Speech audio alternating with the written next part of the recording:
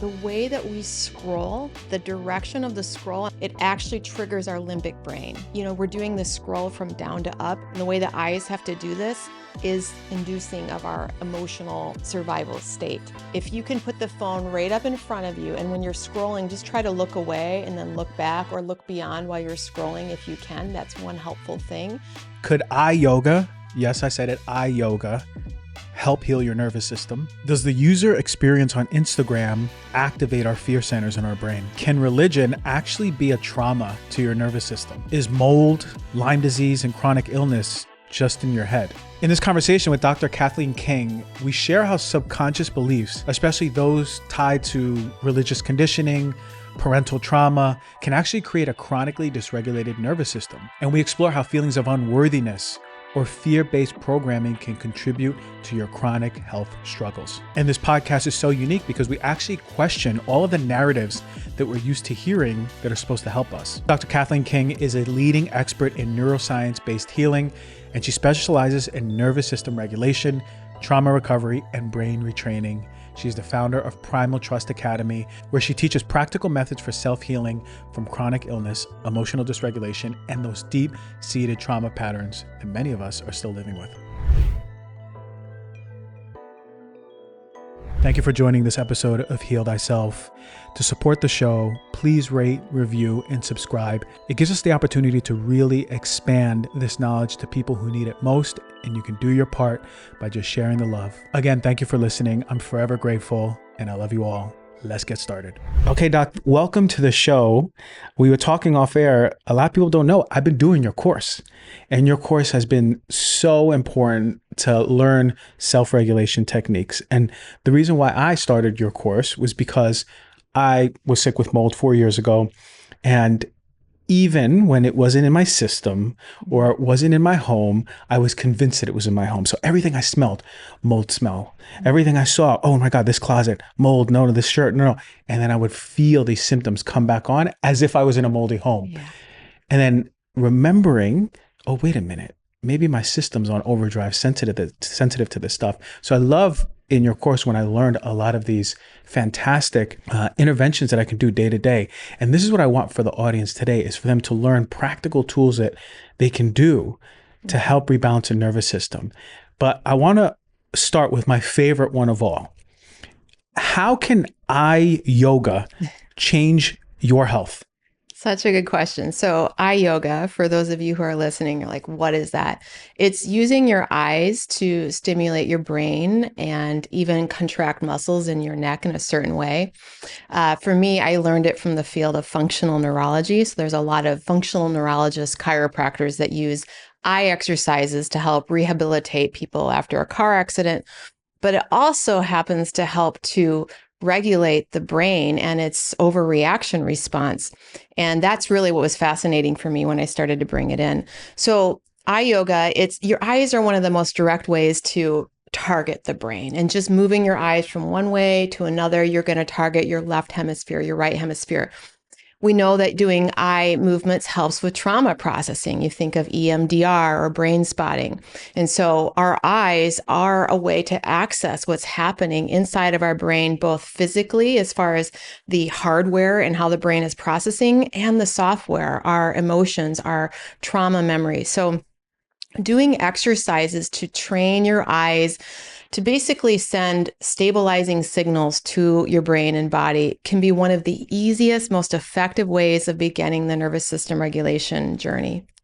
Amazing. And that's what I was like, what, eye yoga? I love that. It's a buzz to my head. I go, yes, eye yoga. Why don't we do more of this? We do yoga, but what about eye yoga? Now, is there an exercise right now we could tell the viewers and listeners that we can do that you find to be your favorite eye yoga exercise to help regulate the nervous system? Well, there's two things. First of all, we have now become a culture where everything is right here in front of us, our screen, our phone.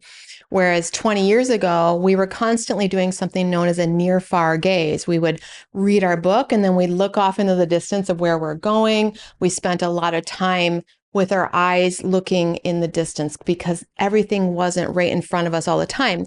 Now we're walking down the street and we're looking at our phone. We're sitting there, we're looking at our phone instead of looking at our environment. So one of the first ways that we trigger safety to our nervous system is something called environmental orienting, which is where your eyes are scanning the environment to make sure there's no predators from a survival level. But when we stop doing that naturally and we're just hyper focused and our eyes are kind of quick moving as we're scrolling, that quick movement mirrors the experience of quick movements of looking for predators and of not being able to be in a relaxed, taking in the horizon and just sitting there. So one of the first things you can do is something known as a near far gaze, where you're looking at your phone and then you look beyond your phone as far as you can. And if you're in a room, you're looking just around the room. Ideally, you look out a window and you just stare at the horizon. And then you go back to the phone if you need to for a minute. But this near far, you can do this with your fingers. You can look at your thumb and then look beyond and then look back at your thumb. And that's going to train your brain to remember how to look at a bigger perspective and not just right here and what's in front of you. And it seems so simple to take 10 seconds to look beyond your computer out a window. But what it does as a habit over time is profound for reorienting your nervous system to the fact that your world is bigger than your phone or what's on your computer, that there's a lot more going on out there. So a near far gaze would be the first step. It's so easy to do too. Yeah. It's free. It takes a few minutes. Yeah. But, we don't think about this. You're so right. When we're going through all these reels or TikToks really quickly, it's giving us that signal of fast moving environment. Yeah. So then in your estimation, is a cell phone one of the most dysregulating things that we're exposed to? And in fact, the way that we scroll, the direction of the scroll, and I don't know if this is purposeful, that might be conspiracy, but the way that our eyes have to go up and down, it actually triggers our limbic brain. If the scroll was actually in reverse, I've heard that, we're doing the scroll from down to up, and I've heard that it kind of throws us more into the limbic brain, and I can't prove this, but even the way that we're scrolling and the way the eyes have to do this is like inducing of our emotional survival state, versus just if you can put the phone right up in front of you and when you're scrolling, just try to look away and then look back or look beyond while you're scrolling if you can. That's one helpful thing. But yeah, the phone in and of itself, just that scrolling and that myopic focus is going to put you in a stress state. I would venture to say that was on purpose, right? Because if we're looking at content and being sold something and we're emotionally in our limbic brain, in the fear centers, then of course, whether it's media or you're not good enough product, A and B, we're going to buy it. Yeah. That would be next level psychology by these big corporations. So, and you're saying we evolved looking at the horizon in the distance. So what happens to our body when we look at the horizon in the distance? Yeah. Like I said, it comes back to something known as somatic orienting, which is the ability for the brain to perceive where it's at in space and what the environment is like. And if there's predators around or, weather you need to get away from or whatever, our ability to just scan and notice is part of our safety mechanism. And if we're not scanning and noticing, oh, there's nothing threatening right now while I'm thinking about mold killing me in my brain, or I'm thinking about whatever it is that's in our head, if we're not like just looking up and noticing there is actually no threat here right now, we don't take time to do that throughout the day, then we're never sending the signal of safety.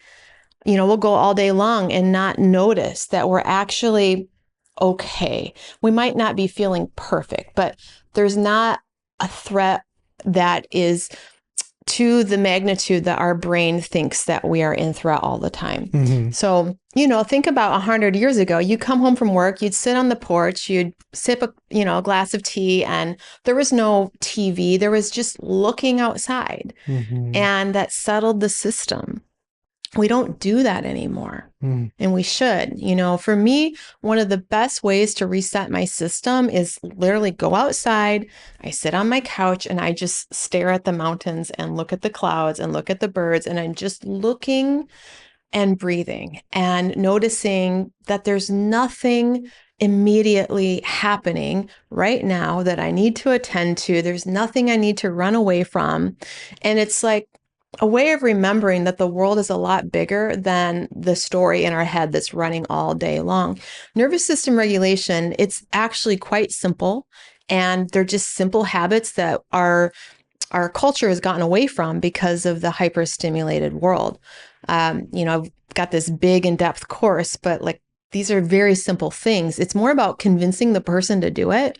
And I find that a lot of what I'm doing right now is education or reprogramming about, do you realize that you're completely dysregulated, and it's really important to do these simple things to recalibrate your system back into safety. And that's, it's less about the tools and more about convincing somebody to use the tools that I find is really my mission right now. That's a good mission. That's a good mission. We are really, that's something to get behind because we need it the most. How does someone viewing or listening, they're going, wow, that sounds great. Like I know when I go to the beach, I feel that way. Or when I look at the mountains, I feel that way. How do we know if we're dysregulated? If you came to me 15 years ago, you're saying you're dysregulated. I was like, I feel like me. This is how I am. And maybe we adapt to it. But like, how do we know? What are the symptoms of true dysregulation? Yeah. Well, unfortunately, by the time someone gets to me, it's physical symptoms. So it's obvious, although maybe not, because they're being told that, no, your problem is the mold or the Lyme disease or the long COVID, or you are allergic to gluten and dairy. That's actually a downstream effect of being dysregulated. So first of all, you might have a lot of physical symptoms. Now, before you get those physical symptoms, it usually looks like almost like the feeling that you're just not able to fully breathe. You're constantly ruminating about what just happened or what might happen. So there's a lot of mental activity, like, high beta brain waves going, like you're just like busy in your head and you realize, wow, I didn't used to feel so busy in my head. So that busyness is a sign that your mind is very active, trying to figure out how to solve your life problems. So your breathing, your mental state, your sleep is a big sign. Are you able to actually sleep all night, or are you up a lot? Is it difficult to fall asleep? Those are signs that you're having nervous system dysregulation. Emotions, either on one hand, you're overly emotional, or on the other hand, you've become apathetic because it's just so much in your system that it's starting to shut down. So that's another way.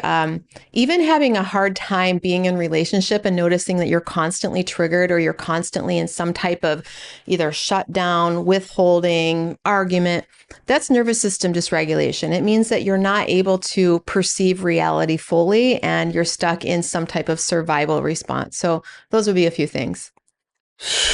I've been in many relationships that were survival driven, and they're giant whirlwinds, And one thing that you said that really resonates is a lot of people say, like, whoa, I'm overwhelmed. I feel like I can't breathe. Yeah. And they're kind of stuck and they're not taking full breaths, and yeah, it's affecting their sleep and everything. Is there a tool that we can implement to sort of get back to just our breath? Because sometimes the diaphragm feels so tight. It feels like a rubber band is there. How do you help those people? Yeah, good question. I want to say too, the last warning sign of my tipping point, I told you I was very sick for over a decade, and it literally happened overnight. I got some type of pathogen bug, and the next thing I knew, I was basically bedbound for almost 10 years. But here was the warning sign, and this comes back to the breath. The 3 weeks leading up to that, I was a physical therapist. I was working like crazy. I was constantly like charting and seeing clients and running around. And I kept getting this message that said, breathe, breathe. And I'm like, oh, I'll do it after I finish this patient chart, or, I got to go for a run. It was so tangible, almost like something was saying, you're not breathing. And I remember thinking, I'll do it later. And then I crashed. And I really believe that was like a tipping point, a message that I didn't grasp, that I wasn't even breathing. And my system was starting to be so full of stress that it was getting to the point of no return as far as, having a major breakdown. So that being said, how do we breathe? When we first start breathing, you're going to feel like you've got some belt right around your diaphragm because it's a muscle and it's not used to doing that. And for me, we teach really basic exercises to begin with breathing. One of them is just called the VU breath, which is a classic breathing pattern.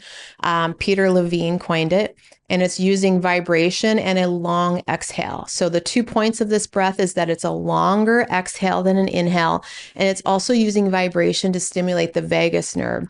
The vagus nerve comes all the way down, runs through the diaphragm. So if we're stimulating that vagus nerve, that is going to help this muscle that's tight, learn how to regulate in its relaxation. So a VU breath is simply an inhale and an exhale saying VU. I know it sounds like, how could that possibly? But you're doing a long exhale, and you do several of them. So you're driving in the car, you VU. I do it with my kids. They start, getting all out of hand, like, everybody, we're going to do the VU breath. Yeah. You're about to eat your meal. You take 3 VU breaths. You've just been, on the phone talking for 15 minutes. You put the phone down, you take 3 VU breaths. So that vibration and that long exhale is going to start training the system. Oh, I was just in high activation state. This is going to target my vagus nerve, which is a regulating nerve, to slowly calm down. Now, there are other things. I really like the work of Thomas Hanna. He wrote a book called Hanna's Somatics, and there's a lot of diaphragm exercises in there that I like. Even with the diaphragm, though, but taking just a few minutes to practice pushing air into your belly and back out. Inhale, really filling that belly, and back out. Now, that's not like how you're going to breathe day to day, but you are getting that feedback loop. You are starting to challenge this tightness in a way that will help it loosen over time. So, it's always really simple stuff. And people listening are like, how is that possibly going to change this crazy anxiety situation that I have? It does. I mean, I had horrific panic and anxiety disorder for 20 years, and I do not have that anymore with these very simple exercises. So it all comes back to the nervous system. That's what I'm hearing is like this dysregulation. It's years brewing. Years brewing. And then we see these mental disruptions and contractions in our body. And then the stress kind of boils over and we see some sort of physical manifestation, which unfortunately that's how people show up for you. Yeah. And just the simplicity of doing these things. It's so funny. Like we make time to do all the other things, except the things that are like so easy to help ourselves, But I find doing these practices while I'm doing things is very helpful. For example, like when I'm in the sauna, I'm going to be in a sauna. Let me breathe. If I'm going to go for a walk, I'm going to breathe when I'm in my walk. Or cooking. If I'm cooking, I could stop and do 3 VU breaths. Yeah. And it's just the integration of it to do it consistently. Now for you, I know that you were really sick. You mentioned you got a bug that bit you. You developed all of these symptoms. How many years? I was very ill for 10 and pretty ill for about 20. That's a long part of your life. Yeah, it was my whole identity. And that's a whole other topic. But this is important because I want to go into this. This is important. I lived with a roommate once. God, I hope she's not listening, but we're not really friends. but it was the pure identification with not only her chronic diseases, but also the maltreatment of the medical system for her. But she couldn't let any of them go. So every day it was my something is acting up, my POTS. It was POTS, it was thyroid, it was gut issues, it was some sort of Epstein-Barr, I think it was mold. And it was just this energy that was like, and I remember one time I said, maybe not as soft as I intended, but I said, well, why do you think you're attracting this? And it was very triggering to her. Maybe in retrospect, I prepare that better. But that's my experience. Now, it seems to me that you created an identity around that too. And shout out to you for even like owning that, because this is important. There's a lot of people viewing and listening go, I've been chronically sick. And listen, if you got bit by a tick, that's not your fault. And the holding on to the identity is a big piece. Can you please talk about like your experience with that and how you sort of peeled away from that identity? Hey everyone, let me tell you about something I've been really excited about lately. You know how frustrating it is to figure out if your supplements are actually working. Well, I discovered SuppCo, and this is a brand new game changer app. And what it does is everything that a coach who manages your supplements may do. They have a trust score system and it rates over 500 brands. It's easy. You just scan the back and it rates your supplement. But it's helped me realize some really important things about my routine. One, that I can simplify some things. Two, that I might be able to add in some fundamental things that would be better for me in my age and in my health. I love that they rate your supplements, but what I really love is they have this stack analysis tool. And you input your supplements and your health goals, and it shows you exactly where you are hitting the mark and also where you could improve. And that was really helpful for me. Plus, it helped me find ways to save money on monthly supplement costs without any compromising. The best part, SuppCo isn't trying to sell you supplements at all. That's not their job. They're completely independent and will actually tell you if you should stop taking something that isn't right for you, or if you should start adding in anything else. So here's exciting news. SuppCo is currently in its beta test, but you, the Heal Thyself listener, you're gonna get 100% free access today at supp.co/DRG. That's supp.co/DRG. You know, I've been thinking about my evening routines lately, and what I notice is that I really had a lot of the practices down, you know, the resting my body, reading a book, but I wanted something to help complement my sleep. And that's when I discovered Cornbread Hemp's THC gummies. Now, a lot of you know about THC gummies, but a lot of THC gummies are not pure and clean and high quality. What I love about these gummies is that they're the real deal. America's only USDA organic THC gummies made with a perfect 1-to-1 ratio of THC and CBD, but the best part is you ain't gonna have no hangover. It's pure relaxation, drifting off to sleep. And really the thing that impressed me is that they're 100% legal, made with no synthetic ingredients, clean, organic goodness that is gonna help you find your calm. If you're ready to upgrade your relaxation game right now, Heal Thyself listeners, you can save 30% on your first order. Just head to cornbreadhemp.com/DRG and use the code DRG at checkout. That is cornbreadhemp.com/DRG. This is the hardest part of healing. Our identity is everything. Our identity creates our reality. I mean, that's a whole other quantum can of worms, right? But the truth is that I got so used to having symptoms, to having something new that was going to pop up, to seeing doctors, to having one diagnosis after another, that I began to expect that my body was going to continue to fail me, and that my body was flawed, and that my body didn't work like other people's, and my body was special and it needed all of these special arrangements to make it okay. And it wasn't an overnight thing. It happened over months and then years. And then before I knew it, the only thing I would talk about would be about my Lyme, my mold, my POTS, my this. I remember trying to not tell somebody that I was sick. I was like about to explode. Like, I'm really sick. I forgot to tell you that part about me. Like, I couldn't even meet somebody and let them know who I was beyond my symptoms. And that's when I realized, like, the fact that I couldn't have a conversation with someone new and keep at bay this whole world that was happening was like, okay, I don't even know who I am or what to talk about anymore. And so I began to study a lot of the psychoneuroimmunology of chronic illness. And I understood it from the viewpoint of chronic pain because I used to treat it. Mm-hmm. But I didn't understand that it actually applied to my chronic infection and mold and toxicity, that same psychology of expecting illness actually brought more. And so one of the first steps that we do in the program I teach is I'm helping you understand what's happening to your physiology. So validating that you do have symptoms, but that the way that your brain is operating and perceiving the world is a big part of why those symptoms don't resolve. Now, you might not have been able to choose, the mold exposure, the tick bite, the COVID, the whatever, but there is a way of operating in the world that does need to change to come out of chronic symptoms. And the identity, the expectation that you're going to have symptoms is one of the biggest pieces. And finding out who you are outside of your suffering is the journey. And it's a quantum leap to make, to remember that true self, to remember the values that you can live even with the symptoms. And that's that first piece of identity shift, is I help people find, what do you value? What do you love? And they're like, well, I love hiking in nature, but I can't because I have POTS and I can't get outside. I'm like, okay, so you love nature.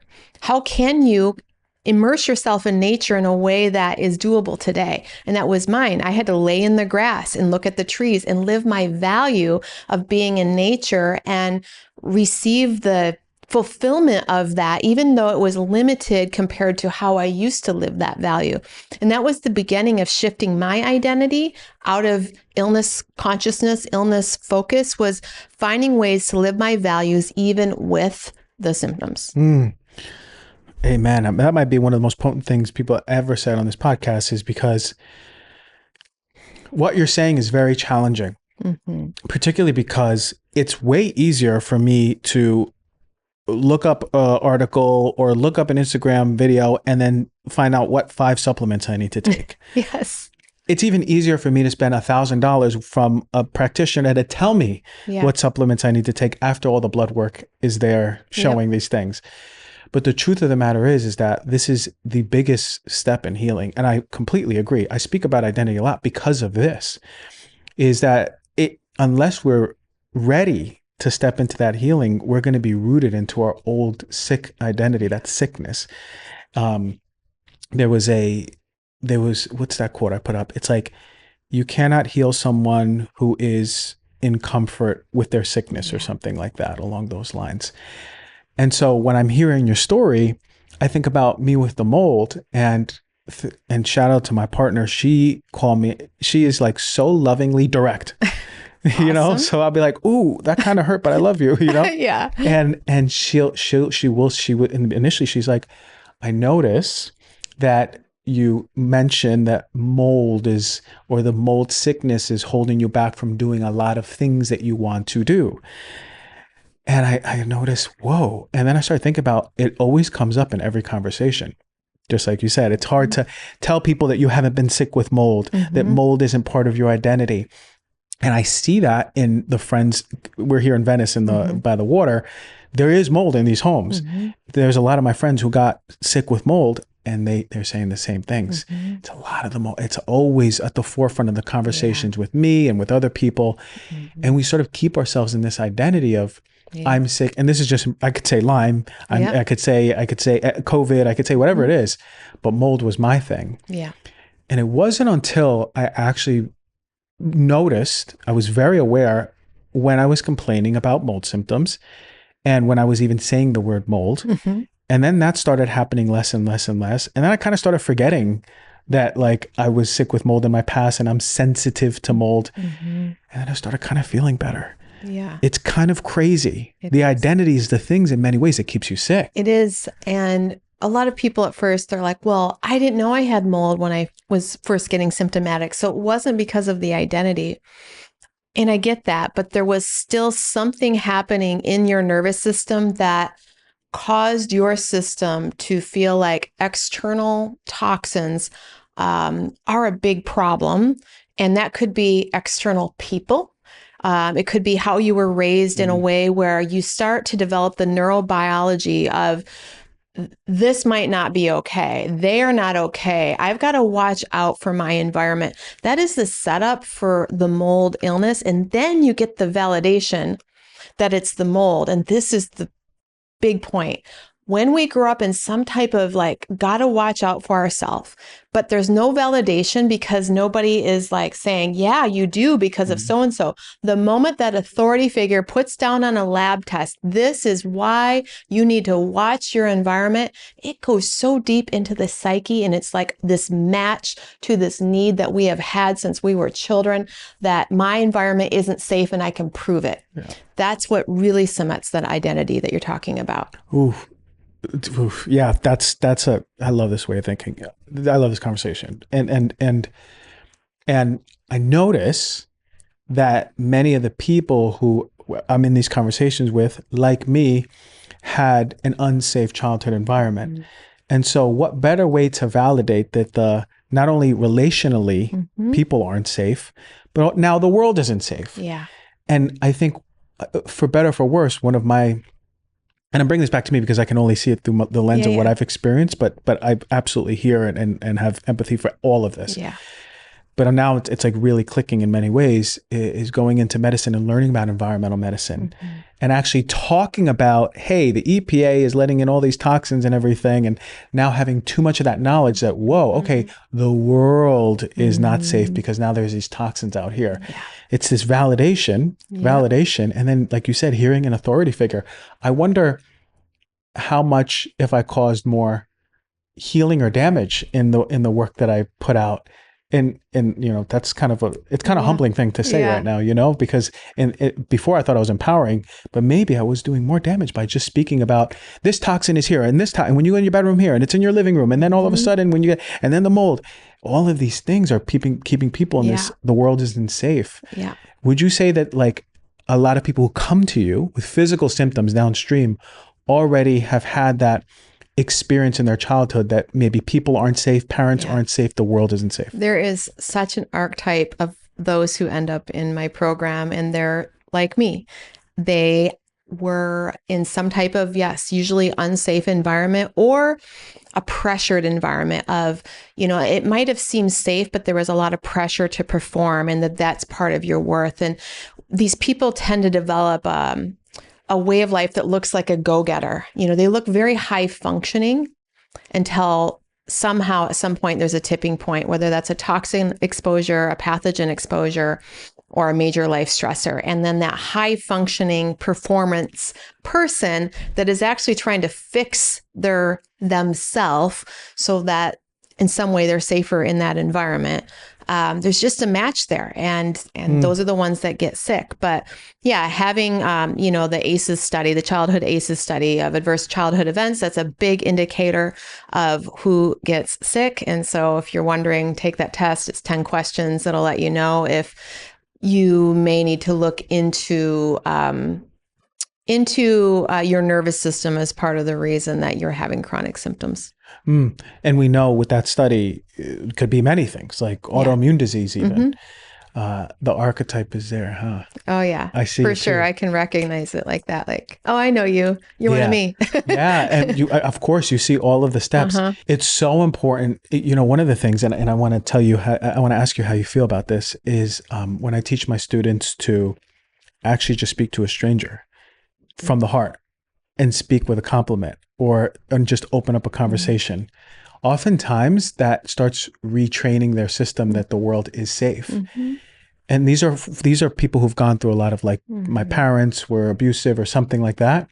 So actually talking to, because we don't even know how many people like walk past a stranger and they contract their whole body, the fascia, their system is just closed. So I found that to be really, really potent. Do you find, how important is feeling safe with people, intimacy, community, connection to our nervous system? It is the big deal. People come into the program learning self-regulation. They learn their tools so they can breathe and, think better thoughts and all of that. But ultimately, and this is where we take everybody, it's to get into relationship and to be able to stay in co-regulation, handling your triggers, owning your projections, recognizing your perception is often based on your past, and what's coming up from that person, that partner, is a healing opportunity.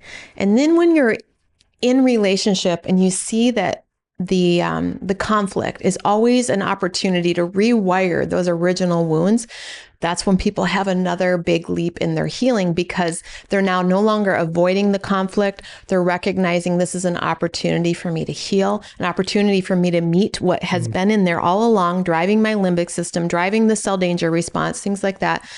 And that stage is so beautiful to watch somebody come alive by going towards relationships that in the past might have been too much for them. Now it's their opportunity for transformation and alchemy. Yeah. When do you notice then? So first it's a self-regulation. You got to get right with yourself. Right. Yeah. And then we start moving into these better, deeper, more intimate, connected relationships. Yeah. Do you also find that some sort of past forgiveness for mom or dad or ex-boyfriend or sister or brother, does that start coming up? Yeah, there's kind of an algorithm when we're on this journey of transformation. You start with this awareness of your current, I call it the operating character. Like, oh, I'm somebody who's, disorganized in this way or overly anxious in this way. And I've got these habits of like fear about mold. And then the next stage is like we start realizing all of the ways we're resisting life, where all of our like, oh, I want to get back out and exercise, but I'm afraid of having a POTS flare, or I'm afraid of going to this home. And so we start getting a lot more aware of our resistance. And then that causes us either to, get worse, or if we show up for the journey, we have to start learning tools to self-soothe and to talk ourselves through the resistance, which is a communication stage. In that communication stage, we often meet the wounding that's inside of us. We're often finally getting in touch with what's being triggered. And we realize like, wow, this is stemming because I can't get over the blame and the upset about what happened with mom or dad or so-and-so. And we come to that point where we know that we are not going to make further progress until on some deep level we can let this go. And I love there's this Aramaic word for forgiveness called Shabbat or Shabbat. I don't know exactly how to pronounce it, but it really means to let go of that negative perception. Like that's what it is. It's this perception that what happened shouldn't have happened. And is going to ruin your life, rather than it did happen.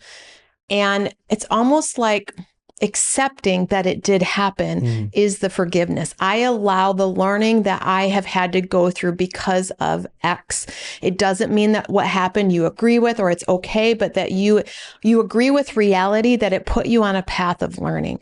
That piece right there, when you can make that leap, the nervous system is like, I'm not protecting against this anymore because I actually see that I've grown from it and I allow it. I allowed that to happen. And that stage, it's something we work a lot in my level 2 program, is ultimately getting to this forgiveness stage. I see so much autonomic nervous system function come back into regulation when that happens, because it's like we open up the container for our life force. Because we allow life to be what it was, it also brings our life force back through us in a way that maybe we've never experienced before in our life. To forgiveness. Yeah. One of the biggest pieces, huh? It is. It's funny because with that moment that you said, where we have, or it's so interesting, when we have our nervous system set in this way of like, I'm protecting you because you can't get over that blame or the guilt or whatever you're holding. It's the reframe moment, right? Like, oh no, I forgive. And it needed to happen that way. Yeah. And we don't want to sometimes see, our ego doesn't want to see that it needed to happen that way in order for X, Y, and Z to happen. And that forgiveness comes through and it's like, oh, I know that moment, And it's when we realize that what happened, we made a meaning of it. On some level, some deep fear is that we were bad, we were unlovable, we were unworthy. The meaning of the event, when we can question the meaning and realize that didn't mean I was unlovable, that didn't mean I was unworthy, that new decision about what that means is a big part of how and why we can finally forgive, because it's not what happened, it's what it meant about us that we are protecting against, trying to either keep the blame on them so that I don't have to feel that feeling of I'm unworthy. When we can attend to the belief that was infused with those events and decide differently, that's what seems to allow people to let the event be and allow that reality to exist, because we've decided it didn't mean what we thought it meant for the last 40 years or whatever. Yeah, and of course, and as children, we can't do it any other way. It has to mean that I'm unworthy or something's wrong with me or I did something wrong. Yeah. It's how we think as kids, know? Unfortunately, that memory is imprinted in us and we're like, oh, well, we don't necessarily consciously think about it, but subconsciously that I'm unworthy just shows up in everything, in relationships and work and business and every single thing. Yeah. at least working somatically with the clients in the past, I find that like there's a deep shame that people Yeah. pretty much all live with, Mm-hmm. which brings me to this other part of, and this might be triggering to people. And if this resonates with you, listen. If you feel something, listen. If you hate this part, then fast forward it. When we talk about shame, I find in my experience, one of my biggest pieces of shame was actually growing up religious. Yeah. It really contributed to this. I'm not good enough unless I do these things. Yeah. And I'm not worthy enough of love unless I do Mm-hmm. these things for God to love me. Mm-hmm. I cannot align myself or honor any sexual drive or impulses Mm-hmm. because that's evil. Mm-hmm. So what role, and I know you have an experience with this, what role can religious trauma actually be a trauma? Can religion Yeah. be a trauma in someone's life? You know, I went through a lot as a child. You know, my ACEs score was 9 out of 10. And I would say this, the religion trauma might have surpassed it all. And some of us, because of how we are raised, we feel this feeling of I'm not good enough, I'm bad, and I'm unworthy.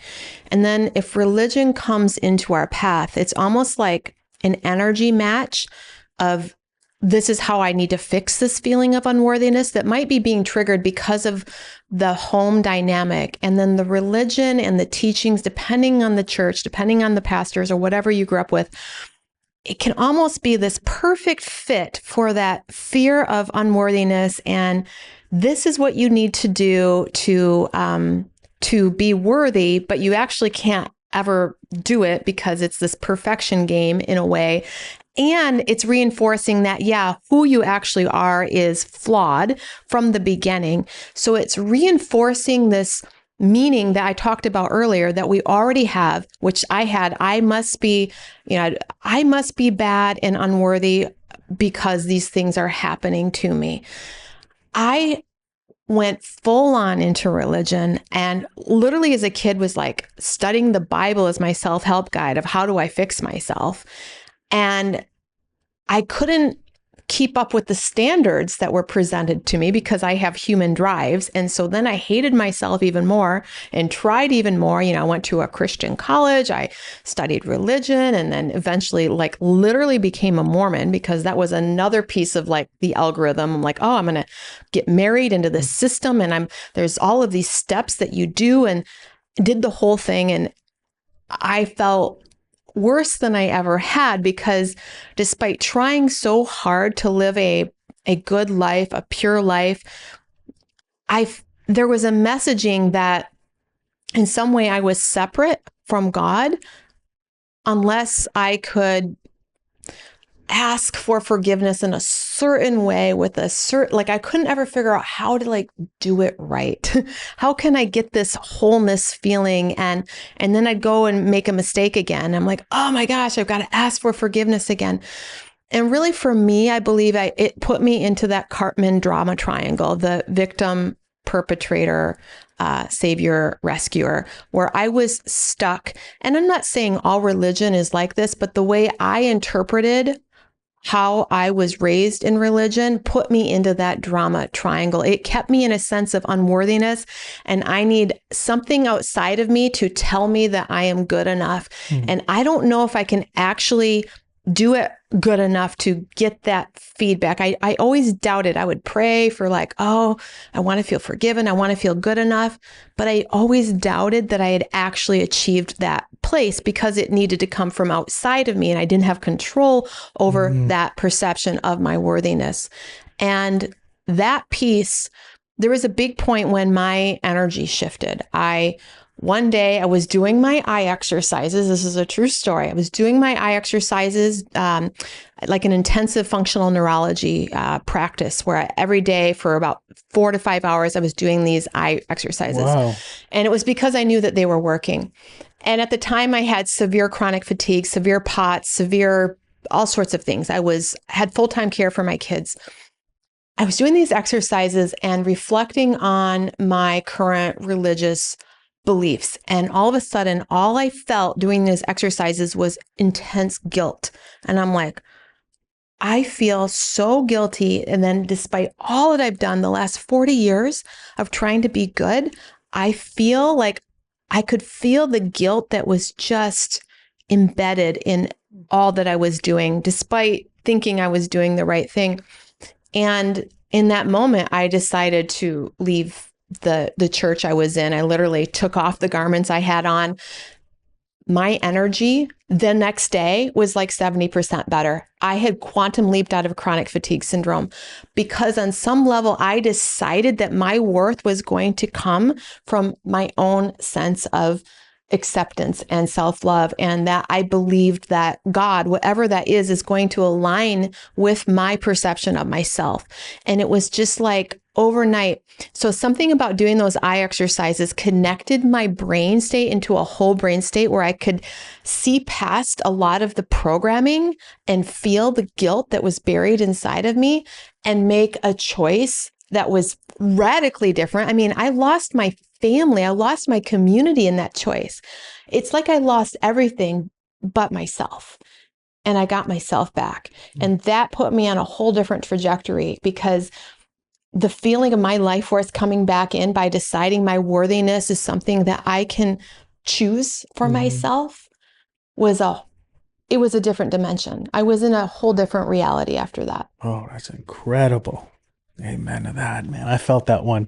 I felt it really because what a brave moment to actually, that you want to talk about identity. Yeah. That's way past even sickness being your identity. That was ingrained since you were a kid. I've never shared that publicly, so that'll be a good one. Yeah, that's a good one. Thank you for sharing that. It's so powerful. And it's sort of like channeled through you that moment. Yeah. Like I felt that. And that moment of deciding that like past the guilt, feeling the guilt, you actually somatically allowed yourself to feel the guilt. And then with that, moving through it and then deciding there's a new version of me on this other side that is really, really, really potent. And it's more autonomous. It's more powerful over time, more influential since then, right? Like all of these things and you educating all of us happened by virtue of you choosing to feel that guilt. Yeah. That's incredible. Now, how many of us have been living in a guilt that I will never reach this version of pure? I'll never be this righteous, or I'll try to be righteous, but I'm always flawed and of sin.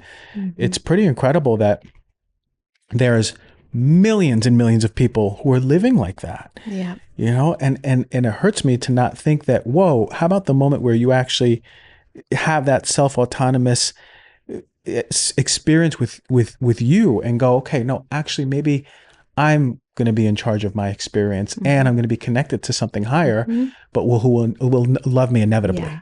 Yeah. Right. Love me inevitably. So that's sort of like my experience. I just leaned into that and I said, how can, you know, I grew up Catholic.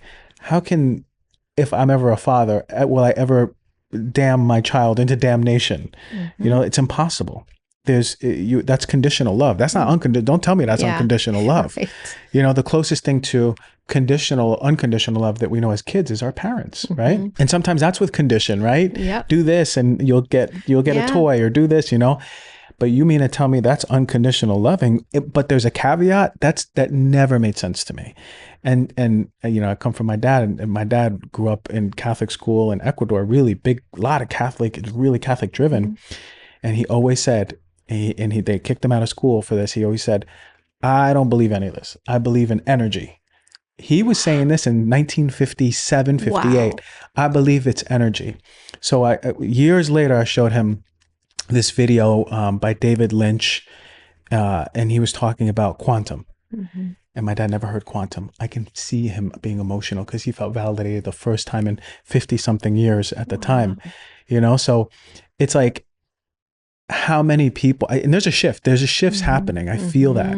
So thank you for sharing that. I really never spoke about, I don't think I was ever brave enough to speak about my own religious trauma, but you gave me the space to speak about it with the power that you came out with. So that's the co-regulation on that. You mentioned something about a triangle, this Karpman's triangle.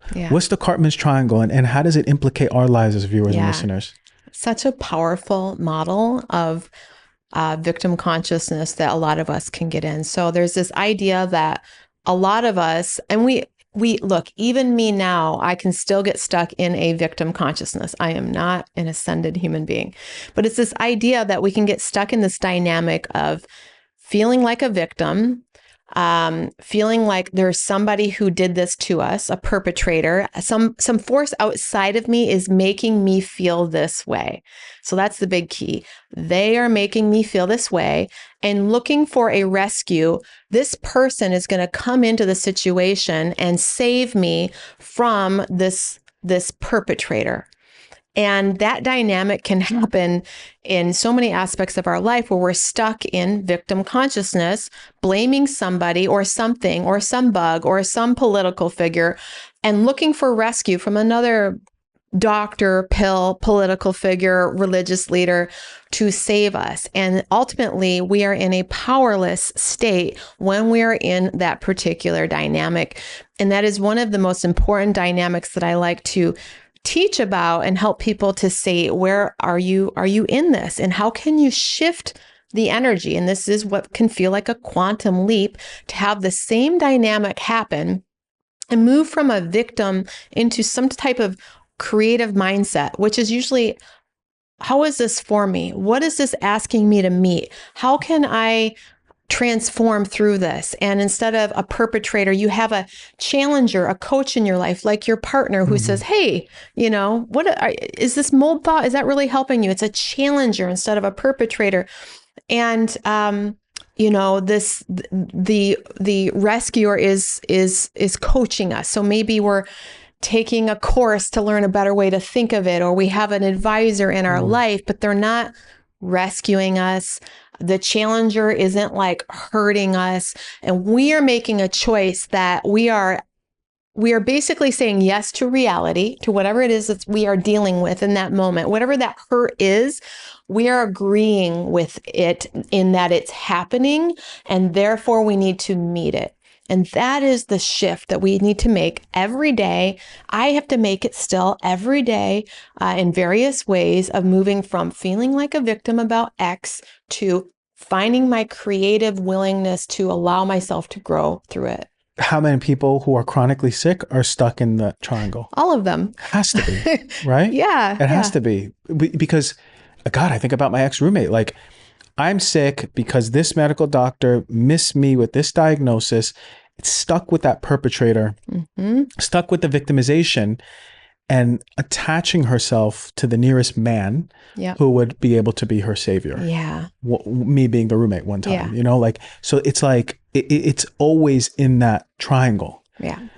And so you're saying coming out of that looks like having a healthier triangle, basically, where like you have someone who's actually challenging you in a loving way, or someone who's teaching you but not perpetrator, and then you having the own powerful autonomy to be like, I'm not a victim anymore. Yeah. Man, it's complex sometimes. It is. You have to recognize when it's happening. That's, we're conditioned in our culture to be in victim consciousness and to look for a savior or rescuer of some sort outside of us, from religion to medicine to politics to whatever. That is the dynamic of our culture. So we have to become aware that we are playing out that game, and that's a hard process at first. That takes a lot of consciousness to be willing to see that there's a different way of navigating your reality and to shift into a different triangle. Yeah. Neil Donald Walsh, Conversations with God, he says, anytime there's some sort of travesty, or there's something that's happening in someone's life or people's lives, it's always the same. Like, who am I in relation to this? Right? So you can have a breakup. There could be a death in your family. And it's something that really stuck with me when I read this years ago. I said, okay, maybe instead of being a victim, I can say, who am I in relation to this experience? Maybe I don't have power over the experience, but I can always choose to be someone in relation to this. Yes. I can choose to be, we just had the fires, right? And I was thinking to myself, well, what can I choose to be? I can choose to educate. I can choose to shut down. I can choose to just help people hands-on the ground. I can run away, right? There's no right or wrong, but who Mm-hmm. am I choosing to be? And I think that that's what we're always doing, is we're sort Yeah. of reinstating to ourself, our nervous system, and the world, like, this is who I am in this moment. And Yeah. that's beautiful because we don't have to be the same person that we were Mm-hmm. 2 minutes ago, even. Right. Um, you spoke about relationships. What a trigger this is, for sure. How do these relationship attachment wounds, how do they impact the nervous system? I've mentioned like pathological relationships in the past. Mm-hmm. How do we know if we are in a wounded nervous system? If we're in a relationship, how does that relationship look? What's an unhealthy one and one that we really want to Yeah. strive for? Gosh, this has been, out of all of my journey, I mean, this is the one that I'm still healing. My ability to be in healthy attachment, to be triggered, and to respond with an empowerment. And so with relationship, there's different types of attachment. Some people seem very needy and they want to stay connected, and they're very anxious and, are very afraid of being alone. And other types of people are like, I need to like have a lot of alone time, and a conflict will happen and they will avoid resolving the conflict. And then there's, those of us who have both types, and I get to be one of those. So disorganized. And the deal is that it's like having two people who are willing to feel the feels. You're going to trigger each other. It's just a matter of finding someone who's conscious enough to recognize their projections, saying, oh, I'm experiencing this wounding because it reminds me of when mom made me feel unlovable and you just triggered it. And to be able to like have that kind of dynamic, also to understand, I would say, our inner parts. A part of me feels like you think X, Y, and Z. So relationships require consciousness around our attachment style. It requires consciousness around our original wounding and when that's getting triggered. It requires consciousness around the internal family systems model, I think, our parts, our protective parts. And with that understanding, I think that we have an opportunity to be in almost any relationship and grow and not have it be traumatic and trauma bonding. If you could have a very charged relationship and be very conscious about it if the other person is willing to play that conscious game and use the relationship as an opportunity for transformation. Now, if you're in a relationship and they are not willing to do that work and you are constantly triggered, you have two options. You really work on yourself and your own triggers and your own choice to stay in that relationship, or you say, I can't work through this and this. I don't have enough capacity, and you choose out. And some people, have to do that because they don't have the capacity yet to stay in that relationship and not have it be damaging. And how many people are in that relationship and let it be damaging because of their own internal beliefs, like, I'm not worthy of a better relationship. Which is the story of so many people, right? But so empowering, that information, right? Like we can make decisions. It's funny. It's just our nervous system, right? It's like, as we heal our nervous system, oftentimes, see, that's the fear here, right? That's the liability. As you heal your nervous system, you may realize the relationship you're in ain't the one for you. And that's what happened to me. I left my religion. I left my marriage. I left my community. My entire life right now is so radically different than 7 years ago when I really implemented all of the nervous system work. It's unrecognizable. And in some ways, there's been a lot of grief, to lose the family dynamic that I had, but it wasn't in alignment for me. It was limiting my fullest expression. And so I've had to learn how to navigate being a co-parent and the loss of the community and having to find more of my soul tribe. So with transformation often comes choices that feel like loss, but you know that you're getting more on your path, and it's going to be better for you in the long run. And I'm so grateful that I made those incredibly difficult decisions, or I wouldn't be sitting here with you right now influencing the world. I would be doing, I don't even know. I don't even know what I'd be doing. Mormon mama stuff. Yeah, exactly. And ain't nothing wrong with that, but it just wasn't for you. It was not my path. It was literally, I was dying in that Your system. soul was yelling. It was yelling. Please. Oh, you have no idea. I want to say something about this. There was a question that I asked myself that was the beginning of this choice out. And I don't know who told me to ask this, but it was basically like, If I didn't care what anyone thought of me, what would I be doing different? And I remember the first thing that came was like, I would leave this religion. And I was like, ugh. Whoa. And it was like, if I didn't care, and then I was like, no, no, no, that would destroy everything. And I can't do that. And my family and all this stuff. So you'll be surprised. Your gut truth on that knows what's more aligned for you. If I was willing, to do whatever it took, despite what anyone said, and if it didn't matter what they thought of me, what would I do? Whoa. I just answered that for myself. I'd be more artistic. Yeah. I'd be walking around with paintbrushes everywhere. I love it. That's amazing. And you already knew your soul. It just overrode all of the nervous system stories and the mind and the identities and just said you would leave. Yeah. And you were like, oh my God. And I didn't for a while, but it got through for a second. Whoa. And then, That's it's so, it does whispers happen. Yeah. And for you, it wasn't even a whisper. It was like, boom. What's a dimensional shift? This dimensional shift, you speak about this. There's a difference, a dimensional shift and a mindset shift. I'm used to hearing the latter. Mm-hmm. Everyone's saying, okay, you got to break your habits by putting mindset. Yeah. Changing your mindset, healing the mindset. Mm-hmm. Is there a limitation to this versus a dimensional shift?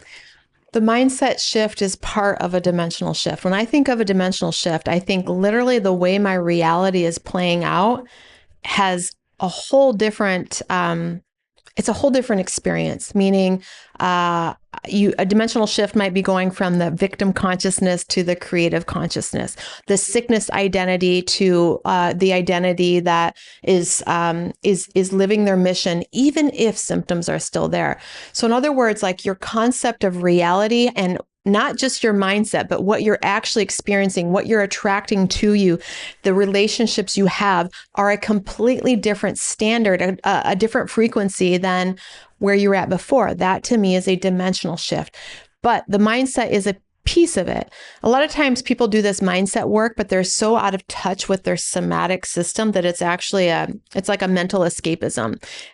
So mindset work is important, but if you're not self-aware of what you're actually feeling, what wounding you actually need to meet, you're not going to make a dimensional shift. You're going to, have a lot of positive psychology. You might improve your current situation to a certain extent, but a lot of triggers are still going to happen because your energy field is still an attractor point for those particular dynamics. Dimensional shift is a different attraction field.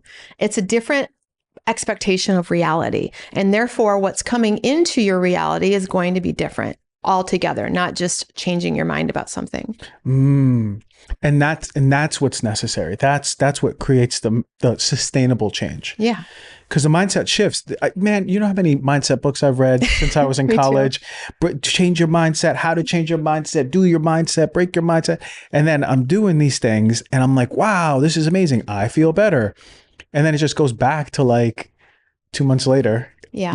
It's like you have to like be really forceful with this mindset stuff. Because your core frequency is still remaining similar. The mind is not the whole thing in charge of our like attractor field. It's just a piece. It especially neck down. Yeah.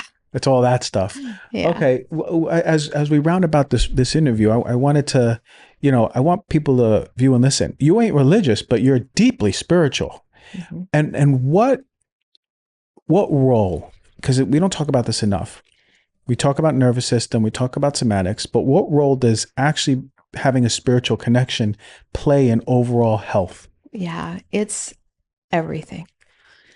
I may have left my religion, but my desire to connect with source, God, love is stronger than it's ever been because I want it to be so familiar to who I am that I am never separate from God, from source, that my worthiness is never a question.